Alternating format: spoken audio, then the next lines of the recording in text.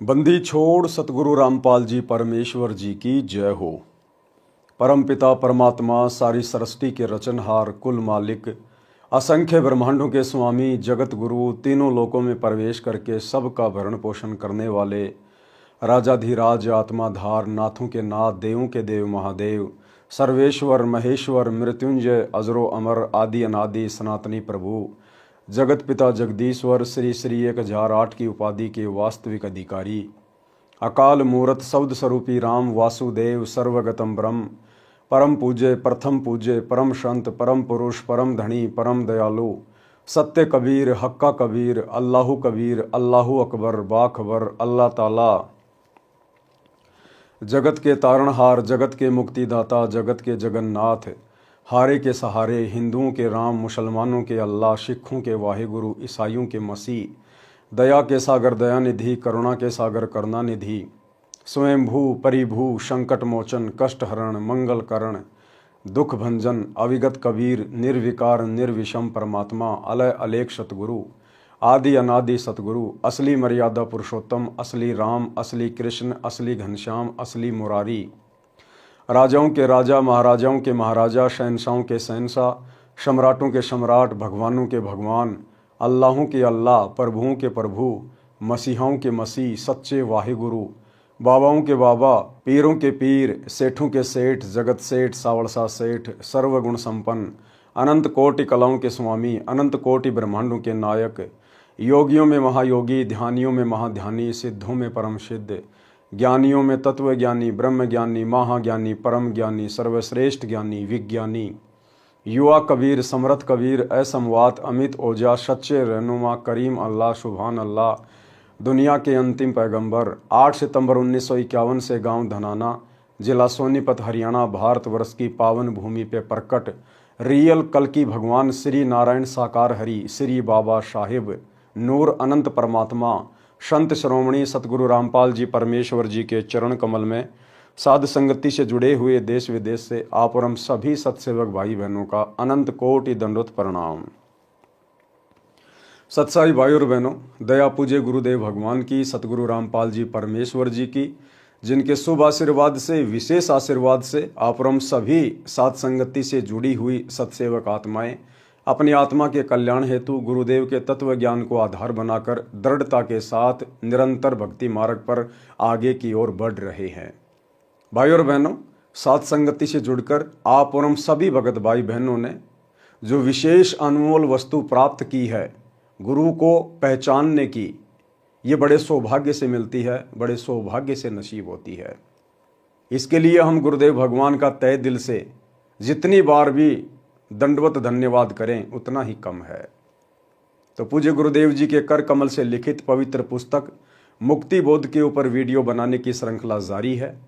इसी श्रृंखला में आज हमारा ये 28वें नंबर का वीडियो है। प्रत्येक वीडियो में गुरुदेव भगवान के आशीर्वाद से भक्ति मार्ग के विषय में दृढ़ता प्राप्त करने के लिए आप और हमें बहुत कुछ सीखने और समझने को मिल रहा है।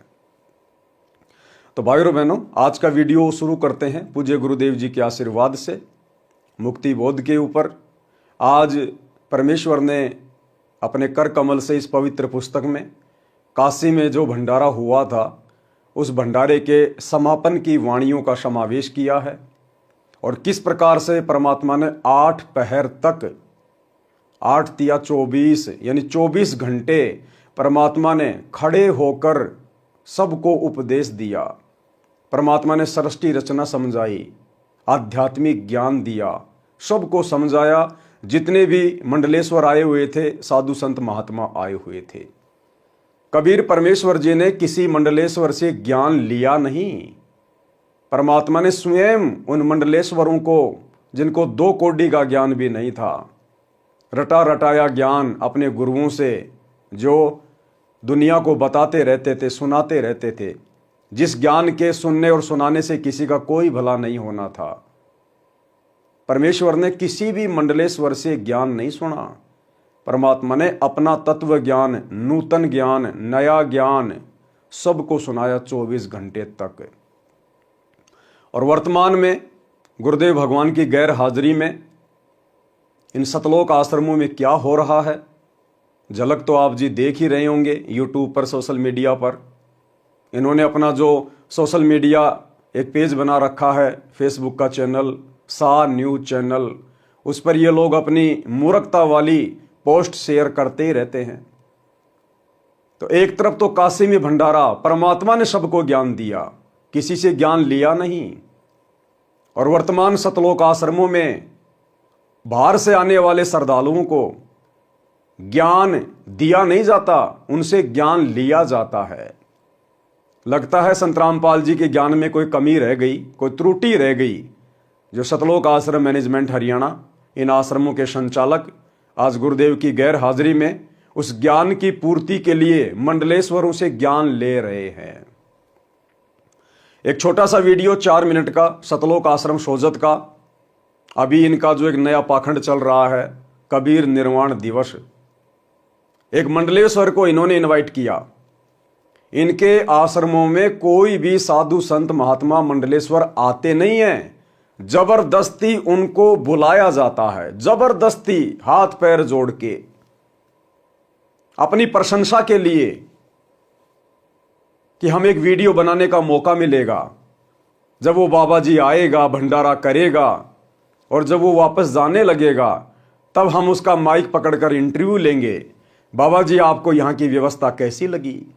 बाबा जी आपको यहाँ के सेवादारों का व्यवहार कैसा लगा? बाबा जी आपको खान पान में क्या लगा, कैसा लगा? अपनी बड़ाई खुद ही करवाते हैं, अपने मुंह मियां मिट्ठू बनने के लिए।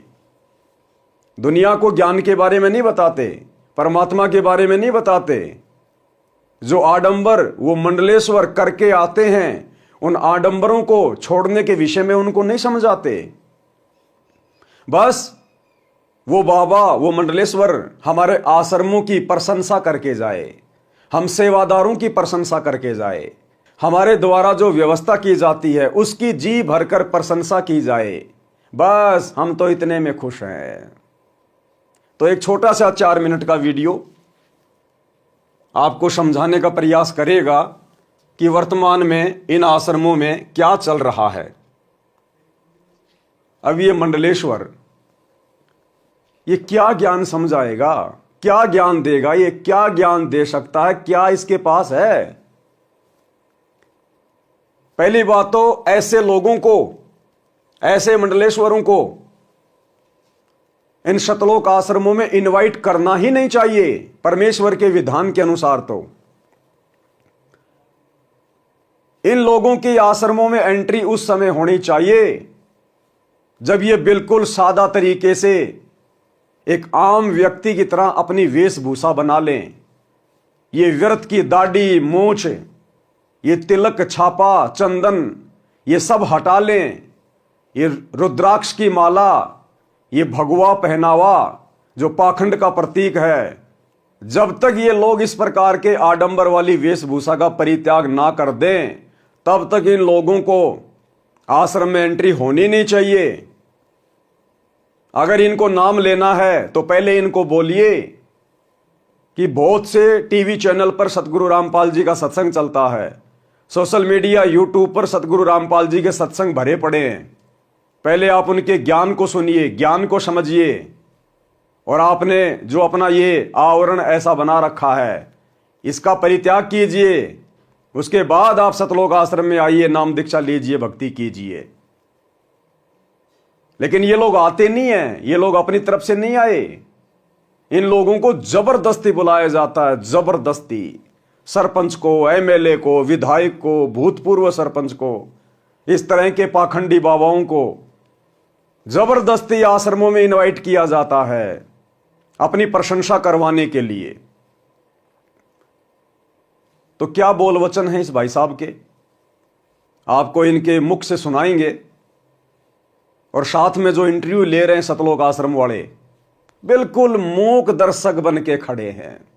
ये जो मर्जी बके जा रहा है, जो मर्जी बोले जा रहा है, आश्रम वालों को आशीर्वाद दे रहा है कि मेरा आशीर्वाद आपके साथ में है, आप ऐसे फलते फूलते रहो। और ये इंटरव्यू लेने वाला सतलोक आश्रम सोजत का भगत है, इसके मुंह के ऊपर ताला लगा हुआ है, गूंगा है, गूंगा। उसी समय टोकना चाहिए कि महाराज ना तो हमें आपके आशीर्वाद की आवश्यकता है और ना आप जी आशीर्वाद देने के अधिकारी हैं। आप पूर्ण संत नहीं हैं, आपको अभी शास्त्र अनुकूल ज्ञान नहीं है, आप एक जीव हैं। आपको तो स्वयं भक्ति करनी चाहिए सतगुरु रामपाल जी से उपदेश लेकर। लेकिन इतनी बातें बोलना भला इनकी जुबान पे कहां। अगर इतनी बातें बोल देंगे तो दोबारा से मंडलेश्वर जी क्यों आएंगे? मंडलेश्वर जी नहीं आएंगे तो इनकी प्रशंसा कौन करेगा? इनकी व्यवस्था को अच्छा कौन बताएगा? इसलिए ये लोग जवाब नहीं देते, केवल सामने वाले के जवाब सुनते हैं। वो चाहे जो मर्जी बकता रहे, जो मर्जी भोगता रहे। और एक दो भगत, अरे शिष्य कहते हैं अपने आप को सतगुरु रामपाल जी का, और इस मंडलेश्वर के पास में ऐसे खड़े हैं। ये भाई साहब, ये इस मंडलेश्वर के पास में ऐसे खड़े हैं जैसे कि ये सतगुरु रामपाल जी के भगत नहीं हैं, ये इस मंडलेश्वर के भगत हैं। और इसकी प्रत्येक आनंद ले रहा है जैसे रस टपक रहा हो। तो भाई और बहनों, छोटा सा वीडियो है, आप भगत भाई बहनों को थोड़ा सा दिखा देते हैं एक बार, ताकि आपको भी पता चले कि इन सतलोक आश्रमों में वर्तमान में किस कदर गुरुदेव भगवान के ज्ञान का हिंडोला बना दिया गया है। ज्ञान का हिंडोला बना दिया, ज्ञान का हिंडोला। सुनिएगा जी। आपका नाम क्या है और आप किस पंथ से ताल्लुक रखते हैं? मल्लेश्वर हरिराम दास, आश्रम जेतारण गीता भवन। हमारी बड़ी गद्दी है काशी पंचगंगा घाट। जगदुरु रामानंद आचार्य हमारे दादा गुरु है। और अभी हम परसों ही आए हैं, 1 महीना प्रयागराज कुंभ में थे। वहाँ भी संतों के दर्शन और संतों की वाणी, और ये लंगर चलता, वैसे लंगर 1 महीना चलता था।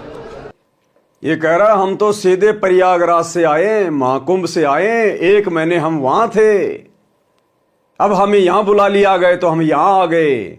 वहां पर भी ऐसा ही लंगर चल रहा था। हम तो घूमते हैं, फिरते हैं, मौज करते हैं, ऐश करते हैं। इससे एक बात तो साबित हो गई ना कि इन लोगों को ज्ञानवान से कोई मतलब नहीं है, इनको शत भक्ति से कोई मतलब नहीं है।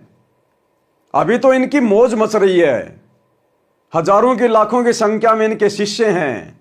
अभी इनको भक्ति और भगवान की आवश्यकता नहीं है। इसको जबरदस्ती बुलाया गया है, जबरदस्ती इन लोगों से ज्ञान लेने के लिए, क्योंकि संत रामपाल जी का ज्ञान आधा अधूरा है। इसलिए सतलोक आश्रम मैनेजमेंट हरियाणा को सतलोक से भी ऊपर का ज्ञान चाहिए। सतगुरु रामपाल जी के आशीर्वाद से सतलोक आश्रम मैनेजमेंट हरियाणा की बात नहीं बन रही। उनसे ऊपर कोई आशीर्वाद देने वाला हो, उस आशीर्वाद की आवश्यकता है। और ये बाबा जी आशीर्वाद देंगे, सबको देंगे। ये काल की सूक्ष्म चाल है, ऐसे ठगता काल। समझाएंगे आपको, सुनिएगा। दर्श परस मंजन कर पाना, जैसे भी यहाँ होता है ना, वैसे प्रयाग में होता था। दर्श परस मंजन कर पाना, हरे कोटि के वेद पुराना। अब आप लोग सब क्यों आए इतने जने? यानी जैसे कपड़ा गंदा होता है ना, तो कपड़े का मैल तो साबुन से, सर्फ से दूर होता है, पर अंत कौन पाप रूपी जो मैल है ना, वो संतों की सत्संग की, उनकी वाणी से, उनके दर्शन से दूर होता है। तो आप लोग धन्यवाद है जो संतों के दर्शन और वाणी सत्संग करने आए हैं। आप जैसा कोई भाग्यशाली नहीं है, क्योंकि एक घड़ी आदि में पुण्यात, तुलसी सत्संग कोई साधु की हरे कोटि अपराध। और सत्संग ज़्यादा ना कर पाए तो घड़ी पल भी करना चाहिए। यानी जैसे 1000 मन घास का ढेर हो और एक आग की चिंगारी गिर गई हो तो देखते थे जल के भस्म। इसी प्रकार संतों की सत्संग, संतों की वाणी, अगर एक शब्द भी जीवन में उतर गया हो तो जन्मांतर बिगड़ा हुआ है ना, वो सारे कर्म जल के और शुद्ध पवित्र बन जाता है और परमात्मा के धाम में वो पहुंच सकता है। तो आप धन्यवाद हैं। यहाँ पर आपने आश्रम देखा है, सारी व्यवस्थाएं देखी, आप आगे भी गए। संत रामपाल जी महाराज जी के जो आश्रम की जो व्यवस्था है, इसके बारे में क्या बोलना चाहेंगे आप? ये व्यवस्था हम देख के अति प्रसन्न है। जो नियम से व्यवस्था होनी चाहिए, जो मर्यादा की व्यवस्था होनी चाहिए, वो व्यवस्था पूरी सही रूप से चल रही है। ये देखो कितने ध्यान से सुन रहे हैं। ये देखो देखो, ये इनको देख के आपको ये नहीं लगेगा ये संत रामपाल जी के भगत हैं, आपको ये लगेगा ये इस मंडलेश्वर के भगत हैं। देखो कितने ध्यान से सुन रहे हैं, कितने ध्यान से सुन रहे हैं, जैसे कि ये ज्ञान इन्होंने कभी अपने गुरु जी से सुना ही नहीं कि जब ये सतनाम हृदय धर्यो भयो पाप को नाश, और जैसे चिनगारी अग्नि की पड़े पुरानी घास। जो बातें गुरुदेव अपने हर सत्संग में बताते हैं, अपने गुरुजी के सत्संग इतने ध्यान से नहीं सुनते, और वही बातें ये दो कोडी के मंडलेश्वर बता रहे हैं, जो अपने ऊपर उन वाणियों को लागू नहीं करते, खाली बकते हैं रट्टू तोते की तरह। इनके मुख से इन बातों को बड़े ध्यान से सुन रहे हैं, बड़ी सावधानी से सुन रहे हैं। तो ये हैं हमारे भगत भाई सतलोक आश्रमों से। इसके चारों तरफ ऐसे मंडरा रहे हैं जैसे बहुत बड़ी कोई हस्ती आ गई हो, जैसे कि इन्होंने इनसे नाम उपदेश लेना हो कि हमारा उद्धार संत रामपाल जी से नहीं होना, हमने तो ऐसे मंडलेश्वरों से नाम दीक्षा लेनी चाहिए। कितने आसक्त हो रहे हैं, इसकी बातों को सुनने के लिए कितना कान लगा के खड़े हैं। अरे जबकि इसको समझाना चाहिए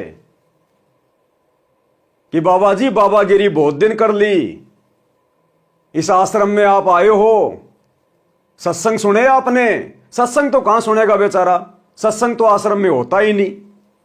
खुद भगत ही आश्रमों में सत्संग नहीं सुनते, ये कहां से सुन लेगा? तो बैठ के इसको सत्संग सुनाना चाहिए था 1 घंटे, और फिर बोलते बाबा जी अब आपकी क्या राय है? आप संत कहलाने के अधिकारी नहीं हैं, आप तो खुद भी नरक में जाने की तैयारी कर रहे हो और अपने हजारों भक्तों की भी नरक की टिकट काट रहे हो। अगर ज्ञान समझ में आ गया तो सतगुरु रामपाल जी से उपदेश ले लो, अपना आत्म कल्याण कराओ। कंठी माला सुमरणी पहने से क्या होए, ऊपर ढूंढो साधु का अंतर राख्या खोए। इसको इस प्रकार की बातें कहनी चाहिए जो इसको चोट लगे। लेकिन ये सतलोक आश्रम वाले अपने वीआईपी गेस्ट को नाराज नहीं कर सकते। बाढ़ में जाए संत रामपाल जी का ज्ञान, कोई नाम ले या ना ले, ये अपने वीआईपी गेस्ट को नाराज नहीं कर सकते, अन्यथा ये दोबारा नहीं आएगा। दोबारा नहीं आएगा तो फिर इनको वीडियो बनाने का मौका कैसे मिलेगा? अब ये आशीर्वाद भी देगा सबको, देखना, सारे भक्तों को, आश्रम वालों को आशीर्वाद भी देगा। और ये 1.5 फुट का डंडा लेके खड़ा है सा न्यूज चैनल वाला, ये चुपचाप आशीर्वाद ले रहा है, सुन रहा है, जबकि इसको टोकना चाहिए। हमारा आशीर्वाद है भगवान इससे और ज़्यादा अच्छा सुंदर व्यवस्था बने। हमारा आशीर्वाद है भगवान इससे और ज़्यादा अच्छा सुंदर व्यवस्था बने। हमारा आशीर्वाद है भगवान इससे और ज़्यादा अच्छा सुंदर व्यवस्था बने। हमारा आशीर्वाद है, क्योंकि पहले उसने क्या किया, सवाल है कि महाराज जी आपको यहां आश्रम की व्यवस्था कैसी लगी? ज्ञान गया बाढ़ में कि सर आपको सतगुरु रामपाल जी का ज्ञान कैसा लगा? क्योंकि ज्ञान तो इसको सुनाया ही नहीं, सत्संग तो सुनाया नहीं, तो सवाल क्या खाक करेंगे? सर आपको यहां की व्यवस्था कैसी लगी? बस इनको तो अपनी व्यवस्था की चिंता है। और ये कह रहा है हमारा आशीर्वाद है इससे भी अच्छी व्यवस्था आप लोगों की बने, जैसे कि पहले इसी के आशीर्वाद से पूरी व्यवस्था चल रही है। चलो ये तो कह सकता है, नादान आदमी है, अज्ञानी है, ज्ञान नहीं है, इनकी तो आदत है सबको आशीर्वाद देना। लेकिन ये कौन है? ये देखो, ये ऐसे देख रहे हैं जैसे कोई चील कौवा देखता है। ये तो 4 भगत हैं और इंटरव्यू लेने वाला भी भगत है। इनके मुंह के अंदर पत्थर घुसे हुए हैं क्या? जब इसने आशीर्वाद दिया तो क्या टोकना नहीं चाहिए था, रोकना नहीं चाहिए था? इसने कहा और आप लोग चुपचाप रहे, इसका मतलब आपने इसके आशीर्वाद को स्वीकार कर लिया।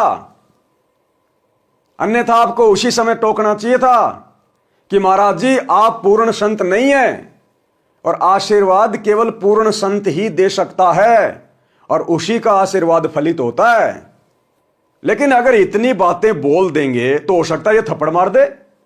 ये तो काल के दूत हैं, दुर्वासा ऋषि की तरह गुस्सा तो इनकी नाक पे रहता है।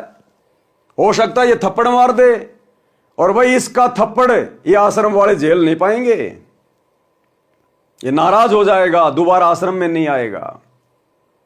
तो इन आश्रमों में बाहर से लोगों को सतगुरु रामपाल जी का ज्ञान समझाने के लिए नहीं बुलाया जाता, इन जैसे पाखंडियों का ज्ञान लेने के लिए बुलाया जाता है कि हमारे आश्रम में और तो सारी व्यवस्था है, बस एक ज्ञान की कमी है। महाराज जी आप हमें ज्ञान देने के लिए आइए। ये ज्ञान समझा रहा है, ये ज्ञान दे रहा है, क्या है इसके पास जो ज्ञान देगा? इन मूर्खों को सोचना चाहिए, आश्रम वालों को। क्या आवश्यकता पड़ गई इसका इंटरव्यू लेने की? तुम्हें क्या शिक्षा दे सकता है ये? इसका इंटरव्यू लेके तुम्हारा क्या भला हो जाएगा? हां, तुम्हारा धार्मिक धंधा बढ़िया चल पड़ेगा कि इसको सुनकर और भी लोग आएंगे खाने पीने के लिए, घूमने के लिए, मनोरंजन के लिए। और तुम्हें तो भीड़ चाहिए, तुम्हारे को तो वीडियो चाहिए बनाने के लिए। तो भाई और बहनों, ये टोटल काल का जाल इन आश्रमों में फैला हुआ, टोटल काल का जाल। अगर वास्तव में ये आश्रम सतगुरु रामपाल जी के हैं तो इन आश्रमों में इन लोगों की एंट्री नहीं होनी चाहिए, विशेषकर। अरे यही तो है वो काल के दूत जिनसे तुम्हारा बाप पिछले 30 वर्षों से संघर्ष कर रहा है। यही तो है वो काल के एजेंट जो हमारे भगत भाई बहनों को अपने जाल में फंसा के रखे हुए हैं, और इन्हीं काल के एजेंटों का तुम स्वागत कर रहे हो। इसको कहते हैं बुद्धि के ऊपर पत्थर पड़ जाना, बुद्धि के ऊपर पत्थर पड़ जाना। आगे क्या कह रहे हैं माशे जी? आशीर्वाद दे रहे हैं, और ले लो आशीर्वाद। हमारा आशीर्वाद है भगवान इससे और ज़्यादा अच्छा सुंदर व्यवस्था बने। हमारा आशीर्वाद है भगवान इससे और ज़्यादा अच्छा सुंदर व्यवस्था बने। सुंदर तो है ही, अति सुंदर, सोना में सुहागा। आपको धन्यवाद है, व्यवस्थापकों को और हमारे यहाँ के संतों को, सब हरि भक्तों को, सबको धन्यवाद है। संत रामपाल जी महाराज जी ने सभी शास्त्रों के जो गूढ़ रहस्य हैं उनको सामान्य भाषा में सबके सामने ला दिया है। आज भी कोई भी सत्संग होता है तो कबीर साहब जी की वाणियों के बिना वो सब अधूरा है। आप क्या बोलना चाहेंगे संत रामपाल जी महाराज जी के इस योगदान को लेकर? संत रामपाल दास जी, उन्होंने अपनी, क्या होता है संत रामपाल दास जी? ये मूर्तियां खड़ी हैं, ये गूंगे बहरे, और ये कह रहा है सतगुरु रामपाल जी दास जी। अरे क्या होता है दास? इसको तो नहीं पता। ये चार खड़े मुस्टंडे, ये देखो, ये अमित शाह और ये इंटरव्यू ले रहा, इनको नहीं पता कि हमारे गुरुजी दास हैं या दासों के बाप हैं। अरे तुम भी दास, यानी भगत भी दास, और ये तुम्हारे गुरु को भी दास बता रहा है। अरे नालायको, थोड़ी बहुत तो तमीज लो, थोड़ी बहुत तो अपनी बुद्धि का इस्तेमाल करो, थोड़ा बहुत इसको भी समझाओ। यही तुम्हें समझाया जा रहा है, तुम्हारे गुरु की बेइज्जती किए जा रहा है, तुम्हारे गुरु को दास कह के। अरे इसको तो नहीं पता, लेकिन तुम मूर्खों को तो पता है कि तुम्हारा गुरु दास है या दासों का भगवान है। यह है भाई और बहनों इनका, आश्रम वालों का ज्ञान। यह होता है इन आश्रमों में। इस व्यक्ति के 4 मिनट के इंटरव्यू में इसको बेचारे को कुछ नहीं समझाया गया, कुछ नहीं बताया गया, बस अपनी और आश्रम की व्यवस्था का बखान करवाया गया है। ज्ञानवान की कोई बात नहीं, नाम उपदेश लेने की कोई बात नहीं। अरे कम से कम पूछता कि सर आप नाम लेना चाहोगे क्या? लेकिन इनको शर्म आती है कि ये तो खुद ही लोगों को नाम देता है। अगर इससे हम ऐसा सवाल करेंगे तो कहीं अपनी बेइज्जती ना मान ले। ये है इन आश्रम वालों का ज्ञान, ये हो रहा है इन आश्रमों में। इसलिए दास कह रहा है टोटल ड्रामा, टोटल पाखंड, केवल धंधे के लिए इन आश्रमों में समागम किए जाते हैं, अपने धंधे के लिए, भीड़ बढ़ाने के लिए। ज्ञानवान से कोई मतलब नहीं है। अपने जीवन में अपने भगवत स्वरूप कबीर साहब की वाणी को उतारा। एक सादा सब सदे, सब सादे सब जाए, जो तू सेवे मूल को फूले फले आगाए। एक को पकड़ने से परमात्मा की प्राप्ति होती। हा, ओ हो, जैसे कि महाराज जी ने कोई तत्व ज्ञान से न्यारा ज्ञान बता दिया हो कि एक कै साधे सब सदै, सब साधे सब जाए, माली सींचे मूल को फले फूले अगाए। अरे गुरुजी हर सत्संग में ये वाणी बोलते हैं, लेकिन इसके मुख से ये वाणी सुन के ओ हो ये देखो, बस महाराज जी आपने जीवन धन्य कर दिया, आपने मेरा जीवन बदल दिया। अपने गुरुजी के सत्संग सुनते समय इनकी गर्दन नहीं झुकती, हाथ नहीं जुड़ते, और इस दो कोड़ी के पाखंडी के मुंह से सुनकर हा देखो देखो देखो, ये हाल है इन आश्रमों में। ये मर्यादाओं से अलग हैं, ये पतिव्रता धर्म की भक्ति नहीं कर रहे, ये सबकी मर्यादा खंडित है, सब परमात्मा से दूर हैं। इसी को तो कहते हैं कबीर कथा करो करतार की, सुनो कथा करतार, आन कथा सुनो नहीं कहे कबीर विचार। और ये इनकी कथाएं सुन के बड़े आनंदित हो रहे हैं, बड़ा गर्व महसूस कर रहे हैं। ये है आश्रमों से जुड़े हुए भक्तों का ज्ञान। ये सारनामी सार शब्दी भगत हैं, ये सार नाम प्राप्त, और जिनके मुख से ज्ञान चर्चा अच्छी नहीं लगनी चाहिए, उन लोगों के मुख से ये वाणियां सुन सुन के नतमस्तक हो रहे हैं। ये कहां से परमात्मा को प्रसन्न करेंगे, कहां ये पतिव्रता पद की भक्ति करेंगे। इन भक्तों से चाहे गधे के आगे हाथ जुड़वा लो, चाहे घोड़े के आगे हाथ जुड़वा लो, चाहे अपने गुरुजी के आगे हाथ जुड़वा लो, इनको फर्क ही नहीं पड़ता। द्रौपदी वाली भक्ति कर रहे हैं, 5-5 पति, अनेकों पति, कितने पति बना लो। तो देखो कितना आधीन हो रहा है। उन्होंने कबीर साहब की वाणी को पकड़ के और संसार में मोह अज्ञान में जो सोए हैं उनको सचेत किया है। उनको माता पिता सबको धन्यवाद है। संत रामपाल जी महाराज। अब बताओ, इन मूर्ख भक्तों ने इस मंडलेश्वर की जुबान से सतगुरु रामपाल जी को और उनके माता पिता को सबको आशीर्वाद दिला दिया कि सतगुरु रामपाल जी को और उनके माता पिता को सबको मेरा धन्यवाद है। और ये खड़े खड़े सुन रहे हैं। अरे नालायको, इन लोगों को सतगुरु रामपाल जी के आशीर्वाद की जरूरत है, ना कि इन जैसे लोगों की सतगुरु रामपाल जी को आवश्यकता है। तो भाई और बहनों, ये भीड़ इकट्ठी हो रखी है इन आश्रमों में, ज्ञानवान से किसी को कोई मतलब नहीं है। तो पकड़ के और संसार में मोह अज्ञान में जो सोए हैं उनको सचेत किया है। उनको माता पिता सबको धन्यवाद है।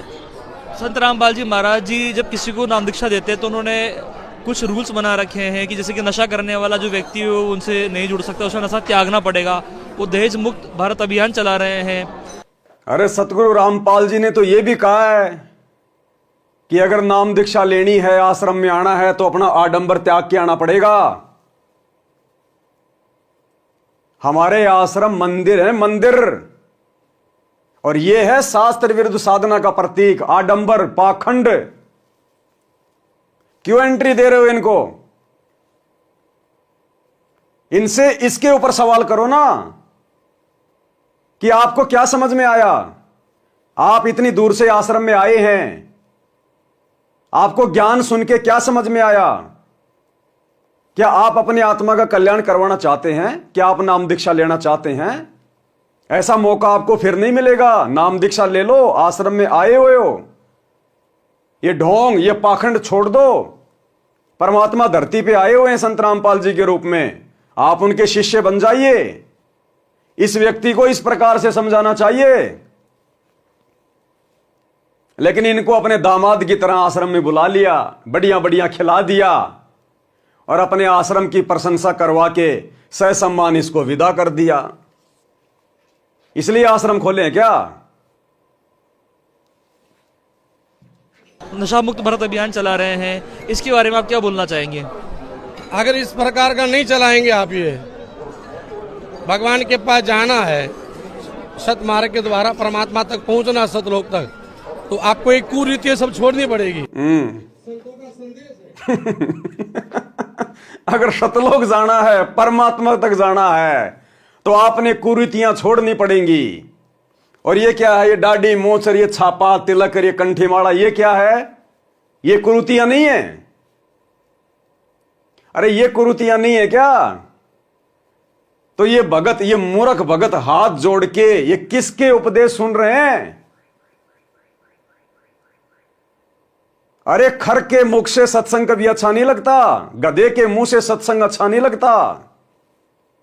ये कहते हैं हम संत रामपाल जी के भगत हैं और हाथ जोड़ के उपदेश सुन रहे हैं इस व्यक्ति के जिसके पास में 2 कौड़ी का ज्ञान नहीं है। इसलिए बुलाया इनको आश्रमों में। तुम्हारे बाप सतगुरु रामपाल जी ने भी कभी अनुपदेशी व्यक्ति के इस प्रकार से इंटरव्यू लिए क्या?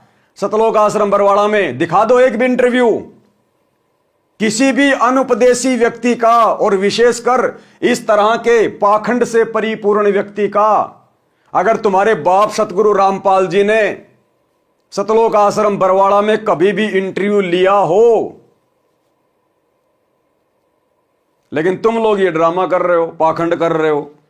अब ये तुम्हें सतलोक की बात बताएगा कि सतलोक में कैसे जाया जाएगा। गुरुजी ने बताने में कमी छोड़ दी जो अब इन लोगों से सुन रहे हो। अगर इस प्रकार का नहीं चलाएंगे आप, ये भगवान के पास जाना है, सतमार्ग के द्वारा परमात्मा तक पहुंचना, सतलोक तक, तो आपको एक कुरीतियां सब छोड़नी पड़ेगी। संतों का संदेश है कि अनेक प्रकार की कुरीतियां हैं, अपन को टुकड़ों में बांट रही है। ये कुरीतियां दूर होगी तभी सब एक होंगे, और एक होगा तब परमात्मा के प्रति सद्भाव जगेगा, प्रभाव जगेगा, तब संतों के दास बनेंगे, संतों के दास बनेंगे तब परमात्मा के पास पहुंचेंगे। अच्छा, आप संत रामपाल जी महाराज जी के ज्ञान के बारे में क्या बोलना चाहेंगे? हम रामपाल दास जी महाराज के बारे में ये बोलना चाहते हैं। क्या बोलना चाहेगा? ये सत्संग इसने सुने ही नहीं, आश्रम में इसको सत्संग सुनाए ही नहीं, तो संत रामपाल जी के ज्ञान के बारे में क्या खाक बोलेगा? अब ये सवाल करते यूं देख रहा इधर उधर, और क्या बोलेगा ये? सुन लेना क्या बोलेगा। सत्संग सुना होगा तब बोलेगा ना। अरे तुम लोगों ने आश्रम में इसको बैठा के सत्संग सुनाया होगा तब बोलता ये। तुमने तो आते ही उसकी दामाद की तरह खातर शुरू कर दी। लो जी पानी, लो जी चाय, आओ जी लड्डू जलेबी बर्फी जी मोजी, और चलते समय ये माइक लेके खड़े हो गए। तुमने सत्संग इसको सुनने कहां दिया बेचारे को? जो तुम कह रहे हो कि सतगुरु रामपाल जी के ज्ञान के बारे में आप जी क्या कहना चाहेंगे? ये पोर्टल ड्रामेबाजी हो रही है भाई और बहनों। के पास पहुंचेंगे। आप संत रामपाल जी महाराज जी के ज्ञान के बारे में क्या बोलना चाहेंगे? हम रामपाल दास जी महाराज के बारे में ये बोलना चाहते हैं, जैसे आपने गुरुवर की कृपा आपको मिली है, गुरुवर का कृपा का प्रसाद आपको मिला है, और सबसे बड़ा परोपकार आप कर रहे हैं, जो गुरुवर का प्रसाद जगह जगह वितरण कर रहे हैं, सत्संग के माध्यम से, पोथी के माध्यम से, वाणी के माध्यम से। अरे भैया, वो लोग ये पूछ रहे हैं कि आपको सतगुरु रामपाल जी के ज्ञान में क्या अच्छा लगा, आपको क्या समझ में आया? आप तो ऊपरी ऊपरी बातें कर रहे हैं, अपने गुरु से प्रसाद लेके सबको बांट रहे हैं, ये कर रहे हैं, वो कर रहे हैं। अरे ज्ञान कैसा लगा? सुने कभी सत्संग तुमने? क्या विचार किया तुमने सतगुरु रामपाल जी का ज्ञान सुन के? अब क्या बताएगा बेचारा ये, जब इसने सुने नहीं तो। संगत तो नहीं सुनती गुरु जी के सत्संग, और जो खुद सत्संग करता है वो कहां से संत रामपाल जी का सत्संग सुनेगा? तो फालतू के सवाल, फालतू के जवाब और कुछ नहीं। वो भाई जगह जगह वितरण कर रहे हैं, सत्संग के माध्यम से, पोथी के माध्यम से, वाणी के माध्यम से। इसलिए सबसे बड़ा परोपकार होता है संतों की वाणी उच्चारण होना, और अनेक प्रकार के प्रपंच में, अनेक प्रकार के माया में फंसे हुए उन झूठे जंजाल को छोड़कर संतों की वाणी को अपने जीवन में उतार कर और जीवन को अंधकार से प्रकाश में लावे, और वही आप काम कर रहे हैं। आ गया अंधकार से प्रकाश में जीवन, इन आश्रम वालों का भी आ गया और इस महामंडलेश्वर का भी आ गया। तो भाई और बहनों, 650 साल पहले कबीर परमेश्वर जी ने काशी के भंडारे में 8 पहर यानी 24 घंटे खड़े होके परमात्मा ने लोगों को ज्ञान समझाया, आत्म ज्ञान दिया, परमात्म ज्ञान दिया, सृष्टि रचना समझाई। इन जैसे पाखंडियों से ज्ञान सुना नहीं, ज्ञान लिया नहीं, क्योंकि मालिक को पता था कि इनके पास में क्या ज्ञान है, छींट भी नहीं है। और आज ये सतलोक आश्रम वाले अपने गुरु के ज्ञान की तो इनको उल्टियां हो रही हैं, हजम नहीं हो रहा, दुनिया का ज्ञान ले रहे हैं और नया ज्ञान अपने गुरु जी को आशीर्वाद दिला रहे हैं इन पाखंडियों से। ये है इन आश्रमों का ड्रामा। तो शुरू करते हैं भाई और बहनों, पवित्र ग्रंथ मुक्ति बोध से वीडियो नंबर 28, केशव जी के वचन तथा भंडारा संपन्न की वाणी। पारक के अंक की वाणी नंबर 925 से 930 का सरलार्थ है। केशव ने कहा कि हे कबीर जी, आप समर्थ परमेश्वर हैं। केशव जी ने क्या कहा? हे कबीर जी, आप समर्थ परमेश्वर हैं, आप जो चाहो सो कर सकते हो। हे सतगुरु, हे सतगुरु। केशव जी किसको कह रहे हैं? सतगुरु कबीर जी को। और आज हम किसको कह रहे हैं सतगुरु? अपने गुरु जी को। तो हमारे गुरु जी कौन हुए? कबीर जी, क्योंकि सच्चा सतगुरु कबीर ही होता है। हे सतगुरु सुनो, आप तो दीन दयाल हो, मैं आपके अधीन हूं, आप समर्थ परमेश्वर हो, आपको अनंत कोटि ब्रह्मांडों को पार करने में कोई देर नहीं लगती, पहुंचूंगा क्षण एक में जन अपने के काज। आप ही दारमदार यानी सर्वे सर्वा हैं, सबके मालिक हो। आप ऐसे परपंच सदा से करते आए हो, अपना भेद नहीं देते। आप ऐसे परपंच यानी ऐसा खेल आप सदा से खेलते आए हो, आप अपना भेद किसी को नहीं देते। आप एक दास बनकर, आप एक भगत बनकर, आप एक संत बनकर अपना ज्ञान अपनी आत्माओं तक पहुंचाते हो, उनको काल के जाल से बाहर निकालते हो। आप अपना भेद किसी को नहीं देते। आप ऐसे प्रपंच, ऐसी लीलाएं सदा से करते आए हो, और वही प्रपंच हमारे गुरुदेव कर रहे हैं 1994 से। वही लीला आज परमेश्वर अपने आप को छुपाते हुए कर रहे हैं। आप ऐसे प्रपंच सदा से करते आए हो, अपना भेद नहीं देते। आप सबके उत्पत्ति करता हो, मोक्ष दाता हो। क्या हो? मोक्ष दाता, भक्ति मुक्ति के दाता सतगुरु, भटकत प्राण फिरंदा, उस साहिब के हुक्म बिना नहीं तरवर पात हिलंता। तो भक्ति और मुक्ति का दाता कौन? सतगुरु। भक्ति मुक्ति के दाता सतगुरु, मोक्ष दाता हो, सुख के सागर हो, जीवन के सच्चे साथी हो। आप सर्व सृष्टि का ताना बुनने वाले जुलाहा हो, यानी सर्व ब्रह्मांडों के रचनहार हो। पारक के अंक की वाणी नंबर 931 से 939। केशव चले सव धाम को, 9 लख बोडी लीन, गरीब दास बंधन किया, बाजत हैं सुरबीन। केशव और कबीर जित मिलन भये तहां एक, दास गरीब कबीर हरि धरते नाना भेख। जब परमात्मा काशी का भंडारा संपन्न करके और सभी को सतलोक के लिए प्रस्थान करने लगे, तो उस समय सिकंदर लोदी ने देखा कि केशव जी कबीर परमात्मा में समा गए, और सारी की सारी बालद, 9 लाख बैल और लाखों सेवादार एक क्षण में अंतर ध्यान हो गए। एक क्षण में केशव और कबीर जित मिलन भये तहां एक, दास गरीब कबीर हरि धरते नाना भेख। बंजारे और बैल सब लाए थे भरमाल, गरीब दास सतलोक को चले गए तत्काल। आवत जाते ना लखें कौन धाम प्रकाश, गरीब दास साहबू जी है कहाँ गए हरिदास। वो 9 लाख बैल और लाखों सेवादार ना तो किसी को आते हुए दिखाई दिए और ना किसी को जाते हुए दिखाई दिए। और जब अचानक से वो गायब हो गए, तो शाह यानी बादशाह सिकंदर लोदी, गरीब दास सा बूझ है, सिकंदर लोदी बूझ रहा है, पूछ रहा है कहां गए हरिदास, कि आपके भगत कहां गए, वो सेवादार कहां गए। आवत जाते ना लखें कौन धाम प्रकाश, गरीबदास साहबू जी है कहाँ गए हरिदास। हरि में हरि के दास हैं दासन के हरि पाश। अब क्या कह रहे हैं परमात्मा कि हरि में हरि के दास हैं, कि भगत के शुद्ध हृदय में ही भगवान निवास करता है। जो दास बन जाता है, भगत बन जाता है, फिर वो परमात्मा, वो सतगुरु उसके अंदर ही निवास करता है शब्द रूप में। क्या कह रहे हैं परमात्मा, हरि में हरि के दास हैं, यानी परमात्मा में ही भगत समाया हुआ है। यहां परमात्मा ये बात क्यों बोल रहे हैं कि हरि में हरि के दास हैं?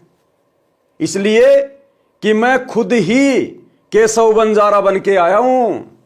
मैं खुद ही एक दास की भूमिका कर रहा था। वो केशव बंजारा मेरे अंदर ही है, यानी मैंने ही डबल रोल किया था। हरि में हरि के दास हैं। और जितने भी सेवादार आए थे, 9 लाख बैल आए थे, वो सब मेरी शब्द शक्ति से उत्पन्न थे और वापस मेरे शब्द में समा गए मेरे अंदर। हरि में हरि के दास है और दासन के हरि पास। और जो दास बन जाता है उसके पास फिर हरि यानी परमात्मा यानी सतगुरु सदा रहता है शब्द रूप में। हरि में हरि के दास हैं दासन के हरि पास, गरीब दास पद अगम गति साहत की उदास। अब ये सारी बातें सुन के जो सातकी था, सिकंदर लोदी का धार्मिक गुरु, जिसने उस भंडारे की झूठी चिट्ठियां डाली थी परमात्मा को बदनाम करवाने के लिए, काशी छुड़वाने के लिए, ये सारी बातें सुन के वो जल भुन रहा था। सारी बातें सुन के वो जल भुन रहा था, उदास सा हो गया। और क्या बोला, चलो सिकंदर बादशाह क्यों बिरथा बखत गमाए, गरीब दास उस पीर के तन मन लागी भाए। और वो शेख तकी क्या बोला सिकंदर को, चलो सिकंदर बादशाह क्यों बिरथा बखत गमाए, बखत यानी समय, क्यों फालतू में इस कबीर के साथ में बात करके अपना समय बर्बाद कर रहा है, चलो यहां से। जेता शहर कबीर का हमरे बहुत अनेक, गरीब दास सातकी के लगी जुबान मेख। अब जब परमात्मा ने ये कहा ना कि भाई वो जिस देश से आए थे, जिस नगर से आए थे, वो सेवादार 9 लाख बैल जिस शहर से आए थे वो भाई वहीं वापस चले गए। तो शेख तकी ने सिकंदर लोदी से कहा परमात्मा से ईर्ष्यावश बातें करते हुए कि चलो चलो बादशाह, इस कबीर के जैसे शहर, इस कबीर के जैसे नगर तो हमारे बहुत हैं, चलो चलो यहां से। जब उसने इतनी बात कही तो उसी समय उसकी जुबान के ऊपर ताला लग गया, यानी वो गूंगा हो गया शेख तकी। क्योंकि परमात्मा ने उसको अंत तक बहुत मौका दिया सुधरने का, लेकिन हर बार वो परमात्मा का विरोध करता रहा, परमात्मा में मीन मेख निकालता रहा, उनको नीचा दिखाने का यत्न करता रहा, जान से मारने का प्रयास करता रहा। अंत में वो गूंगा हो गया, गूंगा बहरा। जेता शहर कबीर का हमरे बहुत अनेक, गरीब दास तक की कह लगी जुबान मेख। गुंग भय बोले नहीं नहीं जुबाब जुबान, गरीब दास मार्या पर्या बिन सर करो कमान। गुंग भय बोले नहीं, गूंगा हो गया, आवाज नहीं निकली। उसके बाद पूरी जिंदगी फिर वो तड़प तड़प के मरा, भुगत के मरा, गूंगा बहरा रहा पूरी जिंदगी। एता दोष धरे कहां दगद जमी आसमान, गरीब दास सुनिए नहीं गुंग द्वार मुख कान। कि उसने परमात्मा में दोष निकाल के, परमात्मा का विरोध करके उसने इतना पाप कमा लिया, इतना दोष कमा लिया कि उससे संभाला नहीं गया और अंत में पूरी जिंदगी गूंगा बहरा रहा। पारक के अंक की वाणी नंबर 931 से 939 का सरलार्थ।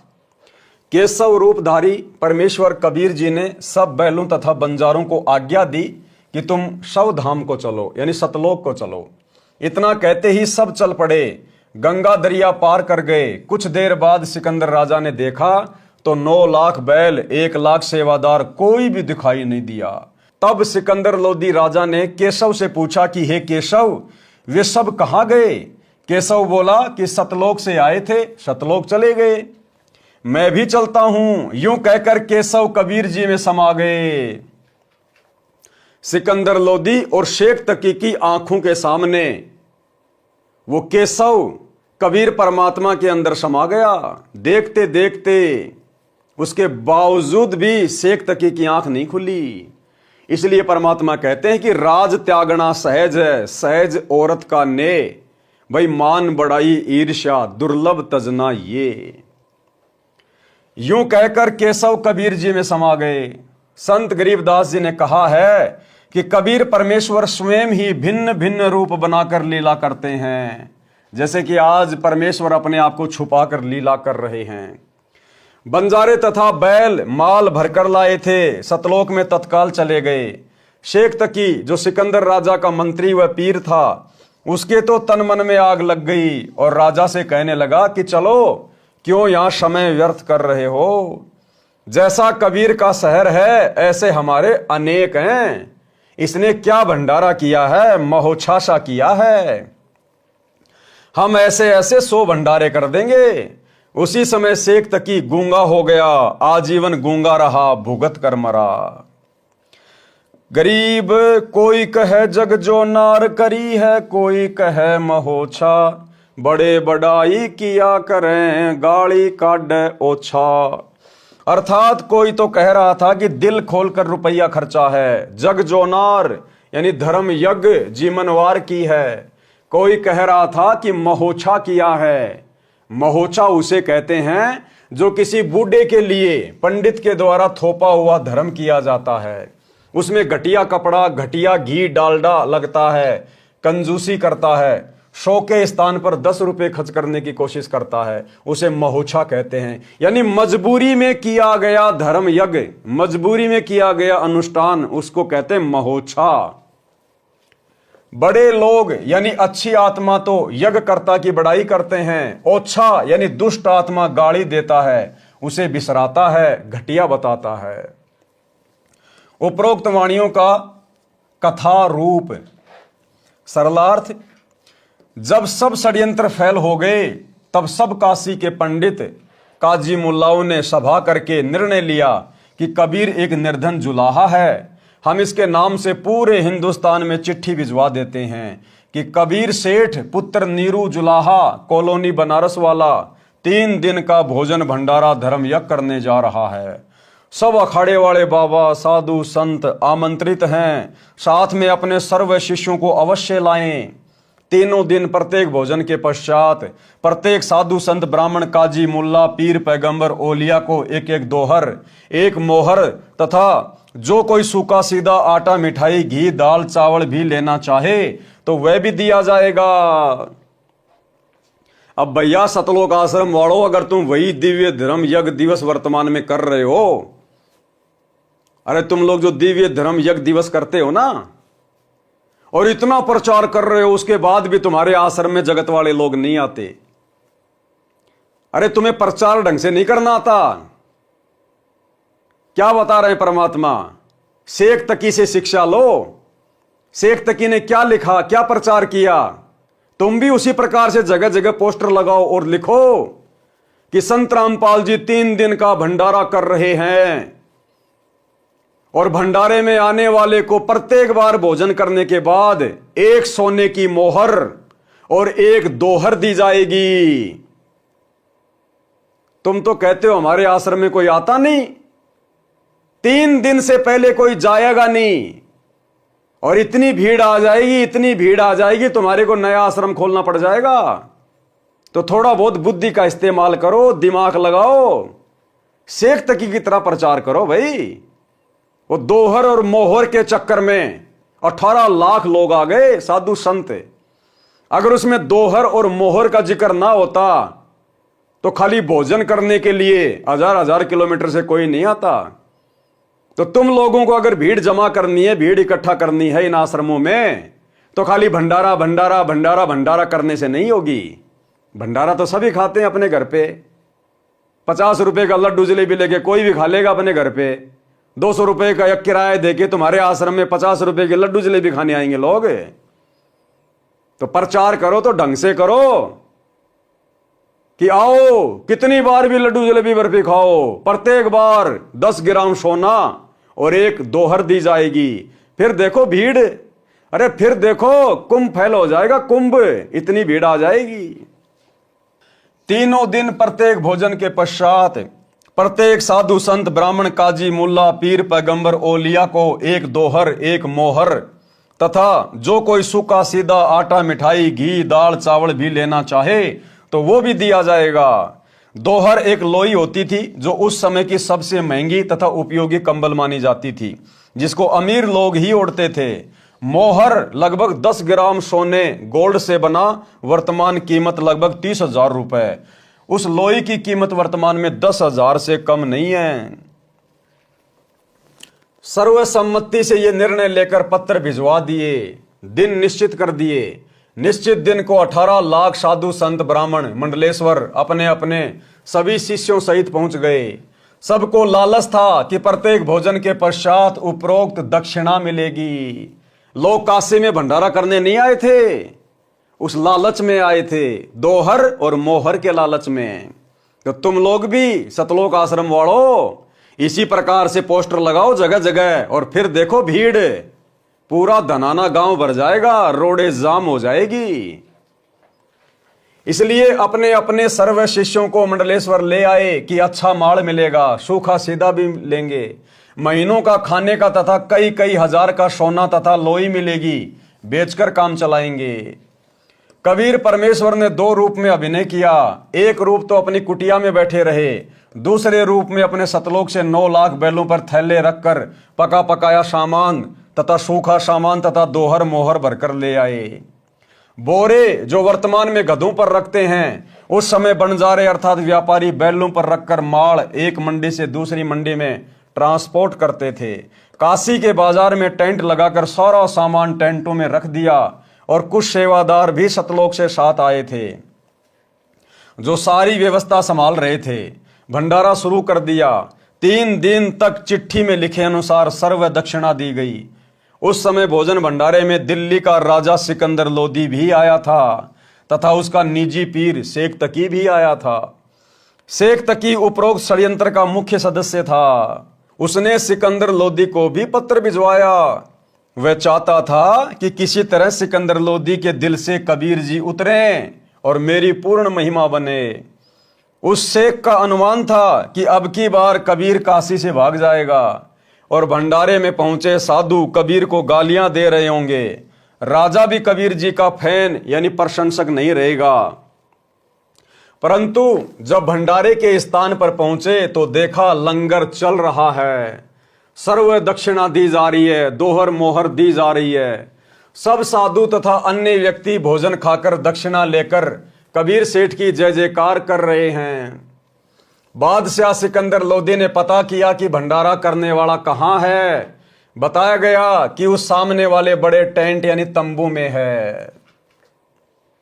वो सतलोक से आए हुए सेवादार केशव बंजारा, उन्होंने किसी से नहीं पूछा कि सर आपको भंडारा कैसा लगा, आपको यहां की व्यवस्था कैसी लगी, आप हमारे व्यवहार के बारे में क्या कहना चाहेंगे। अरे साधु संत महात्मा मान बढ़ाई के भूखे नहीं होते, अपनी प्रशंसा के भूखे नहीं होते।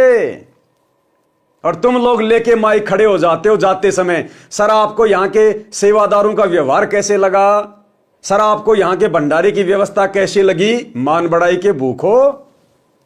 इसलिए तो परमात्मा अपनी वाणी में कहते हैं कि सतगुरु के दरबार में ग्राहक कोटि अनंत, और 4 चीज ये चाहते, रिद्धि सिद्धि मान महंत। ये तो मान बढ़ाई के भूखे हैं, मान बढ़ाई के भूखे, अपनी बढ़ाई खुद ही करवाते हैं। राजा तथा शेख तकी उस तंबू में गए और पहले अपना परिचय दिया, फिर उसका परिचय पूछा। तंबू में बैठे सेठ ने परिचय बताया कि मेरा नाम केशव है, दिल्ली का बादशाह भंडारे में आ गया तो भी परमात्मा नहीं उठे। केशव रूप में परमात्मा अपने टेंट में बैठे रहे, और तुम कोई छोटा मोटा भूतपूर्व सरपंच आ जाता है, उसके चारों तरफ मक्खी मच्छर की तरह भिन भिनाने लग जाते हो। भिन भिनाने, इसको कहां बैठा दूं, इसको क्या खिला दूं, पता नहीं क्या आ गया आश्रम में। और वहां सिकंदर लोदी दिल्ली का बादशाह हाथी पे बैठ के आया था, फिर भी परमात्मा अपने टेंट में बैठे रहे और खुद दिल्ली का बादशाह नीचे उतर के परमात्मा के पास में गया और अपना परिचय दिया कि मैं दिल्ली का बादशाह सिकंदर लोदी हूं, आप कौन हैं? और तुम 2 कोडी के भूतपूर्व सरपंच के पीछे लेके मायके, सर आपका नाम क्या है, सर आप कहां से आए हैं, सर आपको यहां की व्यवस्था कैसी लगी, सर आपको हम भक्तों का व्यवहार कैसा लगा। अरे तुम्हारा असली व्यवहार तो तुम जाहिर नहीं होने देते। तुम्हारा असली व्यवहार शतलोक आश्रम से जुड़े हुए तुम कोऑर्डिनेटरों का, सेवादारों का, तुम्हारा असली व्यवहार तो तुम किसी को दिखाते नहीं। एक समय एक राजा था और वो बहुत सारी भाषाओं का जानकार था। एक दिन उसने अनाउंसमेंट करवाया कि जो भी ज्ञानी मंत्री या कोई धार्मिक गुरु मेरी वास्तविक भाषा बता देगा कि मेरी मातृभाषा क्या है, उसको मुंह मांगा इनाम दिया जाएगा। वो राजा कई भाषाएं जानता था और सभी भाषाओं को इसी प्रकार से बोलता था जैसे ये इसकी मातृभाषा है। तो कोई भी नहीं पहचान पा रहा था। अंग्रेजी, हिंदी, उर्दू, फारसी, सारी भाषाएं बिल्कुल ऐसे बोलता था फर्राटे की तरह। तो एक समझदार व्यक्ति था, उसने कहा कि महाराज जी मैं बता सकता हूं आपकी मातृभाषा क्या है। बोला भाई तू बता दे। बोला आज नहीं बताऊंगा, कभी मौका देख के बताऊंगा। बोला ठीक है। अब बरसात का टाइम था, बरसात हो गई। अब पहले के समय में मिट्टी की रोडें हुआ करती थी, रोडों पे पानी भर गया, गंदा पानी बार बार गाड़ियां आने से जाने से। अब राजा जी घोड़े गाड़े जुड़वा के रेड़ों में बैठ के और राजा जी उसी रोड से जा रहे थे सज धज के, बढ़िया कपड़े पहन के। उस व्यक्ति ने क्या किया कि मौका अच्छा है राजा को उसकी मातृभाषा बताने का। वो भी बराबर से बैलगाड़ी लेके और जोर से दौड़ा, बैलों को मारा और जोर से बैल दौड़े राजा के बराबर से। और जैसे ही उसकी गाड़ी का टायर पानी में गिरा, ऐसे ही वो कीचड़ राजा के ऊपर जाके लगा, उसके मुंह पे। राजा के सारे कपड़े खराब। अब राजा को कहां सहन हो। उसी समय राजा उसको मां बहन की गालियां देने लगा, मां बहन की गालियां। तुरंत वो आदमी नीचे उतर के आया और कहा राजन क्षमा करना, यह है आपकी मातृभाषा। आपकी असली मातृभाषा यह है, जिस भाषा में आप गालियां दे रहे हो ना, यह है आपकी मातृभाषा। तब राजा को एहसास हुआ कि भाई वास्तव में आदमी चाहे कितना ही पढ़ ले, कितना ही लिख ले, लेकिन जो मातृभाषा रहती है उसको आदमी कभी नहीं भूलता। तो ये सतलोक आश्रम मैनेजमेंट हरियाणा वाले इन दुनिया वालों से अपनी प्रशंसा करवाते हैं, सर यहां सेवादारों का व्यवहार कैसे लगा। अरे अगर उन लोगों को मुझ पवन दास की मार पिटाई वाली वीडियो दिखाए जाएं कि किस प्रकार से तुम सतलोक आश्रम वाले मुख्य व्यक्ति, बड़े बड़े कोऑर्डिनेटर, स्टेट कोऑर्डिनेटर मुझ पवन दास को घर में घुस के जानवर की तरह मार रहे हो, भगत भाई बहनों को मां बहन की गालियां निकाल रहे हो, तेरे मुंह में मुतूंगा रंडी का बीज, तेरी लड़की को कोठे पे बैठा दूंगा। स्टेट कोऑर्डिनेटर देशराज महेंद्र का लड़का अमित मां बहन की गालियां निकाल रहा है। उत्तर प्रदेश का स्टेट कोऑर्डिनेटर संजीव हुड्डा रंडी का बीज कह रहा है भक्तों को। यह है तुम्हारा असली व्यवहार, यह है तुम्हारा असली आचरण, जो बेचारे उन भोले भाले दुनिया वालों को नहीं पता। तो भैया ये फालतू में नौटंकियां करना छोड़ो और मर्यादा में रह के परमात्मा की भक्ति कर लो। ये ड्रामे करते हुए असंख्य युग हो गए। राजा तथा शेख तकी उस तंबू में गए और पहले अपना परिचय दिया, फिर उसका परिचय पूछा। तंबू में बैठे सेठ ने परिचय बताया कि मेरा नाम केशव है, मैं बंजारा हूं। कबीर जी मेरे मित्र हैं, उनका मेरे पास संदेश गया था कि एक छोटा सा भंडारा करना है, कुछ सामान लेकर आना। मेरा भी निमंत्रण भेजा था। राजा सिकंदर लोदी ने पूछा कि कबीर जी क्यों नहीं आए। केशव रूपधारी परमेश्वर ने कहा, मैं जो बैठा हूं उनका नौकर, वे मालिक हैं, इच्छा होगी तब चले आएंगे। उनकी कृपा तथा आदेश से सब ठीक चल रहा है, आप जी भी भोजन करें। राजा ने कहा, पहले उस सुभान अल्लाह के दर्शन करूंगा। और दूसरी बात भाई और बहनों, उस भंडारे की, उस भंडारे में परमात्मा ने अपनी तरफ से कोई लड्डू जलेबी बर्फी नहीं बनाए थे। जिन जिन मिठाइयों के नाम शेख तकी ने लिखे थे, परमात्मा ने उस हिसाब से मिठाइयां तैयार करवाई थी। और इन आश्रमों में लड्डू जलेबी बर्फी, लड्डू जलेबी बर्फी, लड्डू जलेबी बर्फी। अरे परमात्मा ने तो मजबूरी में लड्डू जलेबी बर्फी दुनिया को खिलाई थी, अपनी तरफ से नहीं खिलाई। तो क्या ड्रामा चल रहा है तुम लोगों का इन आश्रमों में। राजा ने कहा पहले उस सुभान अल्लाह के दर्शन करूंगा, बाद में भोजन करूंगा। और वर्तमान में इन आश्रमों में लड्डू जलेबी बर्फी खाने वाले भगत भाई बहन, तुम्हारा अल्लाह बैठा हिसार जेल में और तुम भूखी भैंस की तरह टूट पड़ते हो लड्डू जलेबी बर्फी के ऊपर। अरे अपने गुरु की गैर हाजिरी में धिक्कार है हमारे को उन आश्रमों में जाना, धिक्कार। तुम्हारा बाप तो हिसार जेल में सब्जी रोटी खा रहा है, दाल रोटी खा रहा है, और जेल की रोटियां कैसी मिलती हैं, जेल की सब्जी कैसी है, और तुम उसके पीठ पीछे उसके नाम की आड़ में लड्डू जलेबी बर्फी, लड्डू जलेबी बर्फी। समय का इंतजार करो। राजा ने कहा पहले उस सुभान अल्लाह के दर्शन करूंगा, बाद में भोजन करूंगा। यह कहकर हाथी पर बैठकर राजा सिकंदर कबीर जी की कुटिया पर पहुंचे। साथ में कई अंगरक्षक भी थे। कबीर परमेश्वर जी को संत रविदास जी ने सुबह ही बता दिया था कि हे कबीर जी, आज तो विरोधियों ने बनारस छोड़कर भगाने का कार्य कर दिया। आपके नाम से पत्र भेज रखे हैं और ऐसा ऐसा लिखा है, लगभग 18 लाख व्यक्ति साधु संत लंगर खाने पहुंच चुके हैं। कबीर जी ने कहा कि मित्र आजा, बैठ जा, दरवाजा बंद करके सांकड़ लगा ले। आज का दिन बिताकर रात्रि में अपने परिवार को लेकर भाग जाऊंगा। यानी जैसा रिएक्शन रविदास जी ने दिया, वैसा ही रिएक्शन परमात्मा ने दे दिया। जब भगत ने ही अपने गुरु को भगवान नहीं माना, तो भगवान कैसे अपने आप को भगवान बताएगा। रविदास जी ने कहा कि भगवान, आज तो काशी से भगाने का पूरा बंदोबस्त कर दिया इन लोगों ने। 18 लाख लोग आ गए लंगर खाने, हम कहां से करवा देंगे।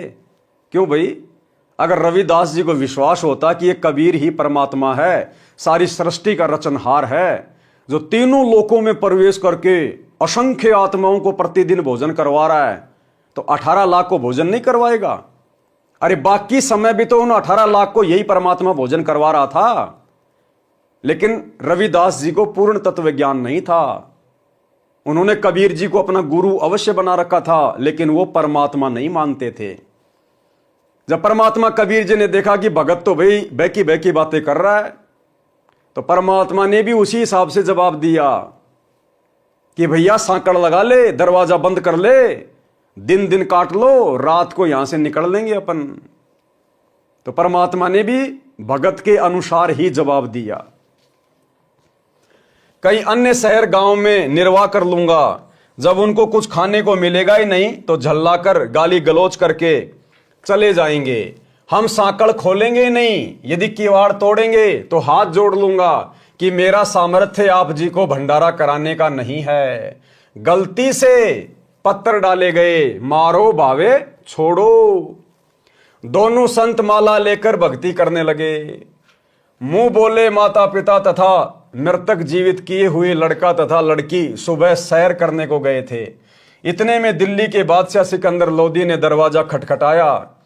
संत रविदास जी ने कहा, प्रभु लगता है अतिथि यहां पर भी पहुंच गए। डर गए रविदास जी। कबीर जी ने कहा कि देख सुराग से, बच्चे तो नहीं आ गए हैं। रविदास जी ने देखकर बताया कि नहीं। क्या कबीर परमात्मा अंतर्यामी नहीं थे क्या? क्या उनको पता नहीं था कि दरवाजे पर कौन आया है, बच्चे आए हैं या सिकंदर लोदी आया है? लेकिन 650 साल पहले भी परमात्मा ने अंतर्यामीपना नहीं दिखाया। फिर आज हिसार जेल में बैठकर कैसे परमात्मा अंतर्यामीपना दिखाएंगे? तो वही लीला आज चल रही है। जैसा गुरुजी को उनके परिवार के द्वारा राग द्वेष ईर्ष्या में आकर अन्य भक्तों की गुरुजी के सामने शिकायत की जाती है, प्रार्थना लगाई जाती है, गुरुजी वैसा ही जवाब दे देते हैं, वैसा ही जवाब। जबकि गुरुजी को तो सब पता है कि कौन गलत है, कौन सही है, कौन गुरुद्रोही है, कौन गुरुमुखी है। तो गुरुजी अंतर्यामीपना नहीं दिखाएंगे, जबकि वर्तमान में तो 2014 बरवाला कांड के बाद से परीक्षा चल रही है। इस परीक्षा के समय में तो बिल्कुल भी अंतर्यामीपना नहीं दिखाएंगे। अरे जब 650 साल पहले नहीं दिखाया, रविदास जी को कह रहे हैं कि देख बच्चे घूम के आए हैं या फिर कोई और आ गया। जब उस समय अंतर्यामीपना नहीं दिखाया तो आज भी नहीं दिखाएंगे।